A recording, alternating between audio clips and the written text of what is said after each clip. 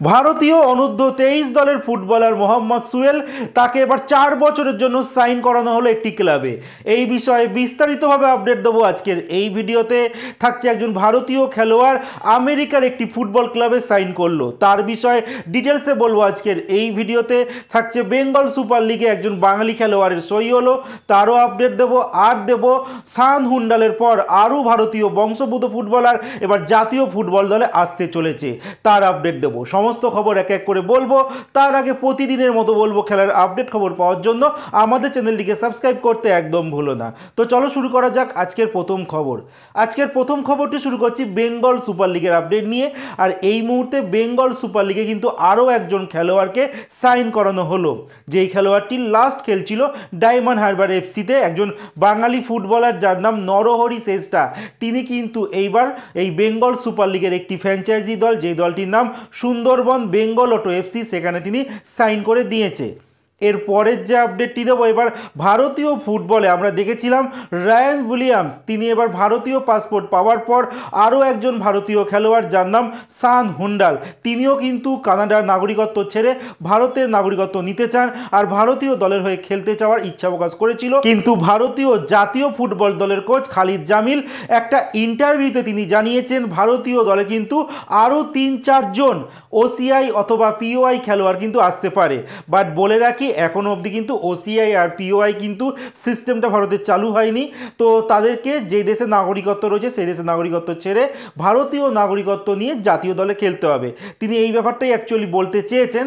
আর এই বিষয়ে একটা কথা তোমাদের বলে রাখি যে সান হুন্ডাল কিন্তু ভারতীয় জাতীয় দলের হয়ে এই মুহূর্তে খেলতে পারবে না।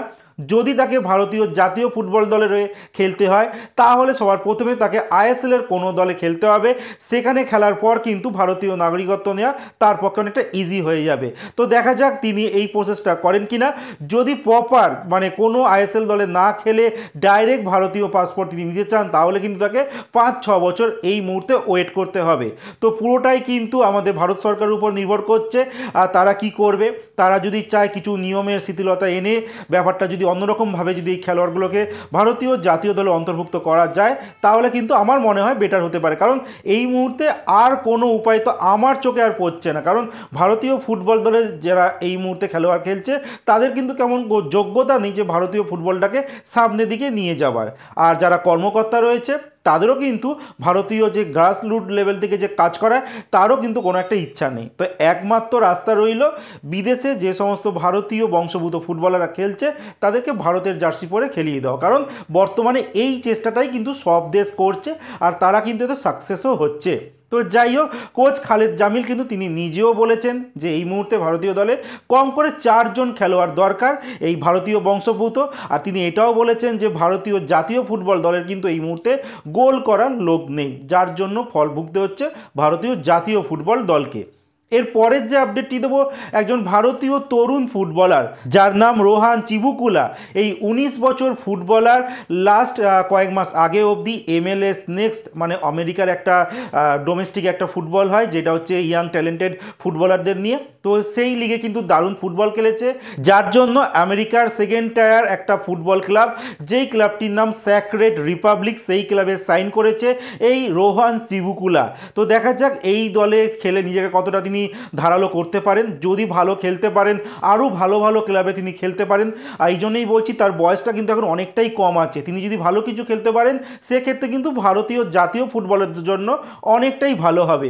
বাট আমরা তো এই মুহূর্তে দেখতে পাচ্ছি যে সমস্ত ভারতীয় খেলোয়াড়রা বিদেশের মাটিতে সেকেন্ড টায়ার বা থার্ড টায়ারগুলো ক্লাবগুলোতে খেলে সেই সব খেলোয়াড়দের কিন্তু এই মুহূর্তে আমাদের জাতীয় দলে দেখতে পারি না। আপনিত ভারতীকে ডাকা হয়েছিল ভারতীয় দলে লাস্ট যে ক্যাম্পটা হলো, বাট তার ক্লাব কিন্তু তাকে ছাড়েনি। তো দেখা যাক ভবিষ্যতে আরও অনেক ভারতীয় আশা করব যারা বিদেশের ক্লাবে খেলবে আর নিজেদের খেলার স্ট্যান্ডার্ডটা অনেক উঁচুর দিকে নিয়ে যাবে। আর তারা যখন জাতীয় দলের হয়ে খেলবে সেখানে যেন ভালো কিছু করে দেখাতে পারে। এরপরে যে শেষ যে খবরটি বলবো, ভারতীয় জাতীয় ফুটবল দল অনূর্ধ্ব 23 আর সেই দলের সবথেকে উদীয়মান একজন ফুটবলার মালয়ালি একজন ফুটবলার যার বর্তমানে 19 বছর বয়স, যে খেলোয়াড়টি লাস্ট খেলছিল পাঞ্জাব এফসিতে, যার সঙ্গে পাঞ্জাবের 2026 অবধি চুক্তি ছিল, সেই খেলোয়াড়ের নাম মোহাম্মদ সুহেল। আর এই খেলোয়াড়কে কিন্তু পাঞ্জাব আরও 4টে বছরের জন্য কন্ট্রাক্ট এক্সটেন্ড করে নিয়েছে, মানে 2026 অবধি এই মোহাম্মদ সুহেলের সঙ্গে চুক্তি ছিল পাঞ্জাব এফসি, এবার কিন্তু 2026 2030 অবধি কিন্তু এই ক্লাবের সঙ্গে চুক্তিবদ্ধ হয়ে গেল এই মোহাম্মদ সুহেল। বাট আমি তোমাদের একটা কথা বলে রাখি, এই পাঞ্জাব এফসি এই খেলোয়াড়টির সঙ্গে এই জন্যই চুক্তিটা বৃদ্ধি করেছে, ভবিষ্যতে এই খেলোয়াড়টা আশা করছি আরও ভালো কিছু খেলবে, আর যখন ভালো খেলবে তখন ইস্ট বেঙ্গল, মোহনবাগান বা বড় বড় ক্লাবের নজর পড়বে। তো সেই ক্লাব যখন এই খেলোয়াড়টি কিনতে চাইবে, মোটা টাকা ট্রান্সফার ফি নিয়ে এই খেলোয়াড়টিকে তারা সেল করবে। তো তাদের ফর্মুলা এইটাই, কারণ পাঞ্জাব এফসি এমনভাবেই চলে।